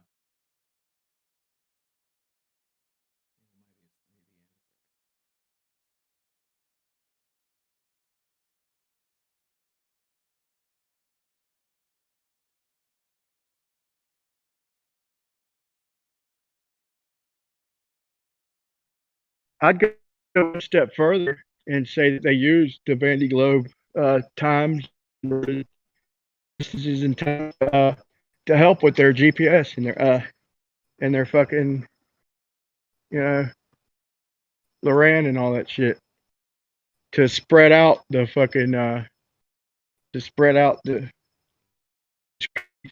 in the great oceans. It wouldn't necessarily be intentional. It wouldn't have to be intentional. They could map all the landmarks that they have and then mathematically plot, the parts that are unprovable, basically, out in the middle of fucking nowhere, out in the middle of the ocean with no landmarks, just do all that shit mathematically. Different distances, fairly different. Your times wouldn't match what you thought you were doing if you were in a race or something. But I'm pointing out possibilities, man. In my examples, I think they present a good case. They present a good argument. In my opinion, I think you're just brushing it off like it was a waste of a fucking video. And I strongly disagree with that, man. I think it's a waste of a video. My feeling is if you want to disprove something, it'd be better to take a more favorable view on the alternate argument and show how it still doesn't work. And I feel like you're taking the least favorable of a variety of different interpretations to show how it doesn't work. But I think the general gist of trying to find distances to me is great. It's admirable. It's far better than just sort of nutting or doing the same old stuff that's been done 1,000 times. To be honest, I'm just trying to. There's very limited data, like public data, that we can verify from people who are not making the maps, like making light pass and all that. There's a few places that we can get from several just and yeah, maybe it ain't 100% proof, but like I said, in my opinion, it points out discrepancy It would be a necessity on a flat plane. It'd have to be a longer distance. So, we would expect that on a flat Earth. We'd predict that, but it wouldn't be 100% proof. You can't use a model to prove a model. I'll stick besides that. I won't try and be biased toward flat Earth and say that it proves it, even if I got the exact speed. You can't use a model to prove a fucking model. That doesn't make sense. I can't prove the guy was doing 38 miles an hour based on my map saying it went 926 miles. I can say that based on my map, he's doing 38 miles per hour, but based on another map, he's doing less than that or more than that. The speed is distance over time. So you gotta prove the distance. And if we're not proving the distances over these vast oceans, then we're not proving it one way or another.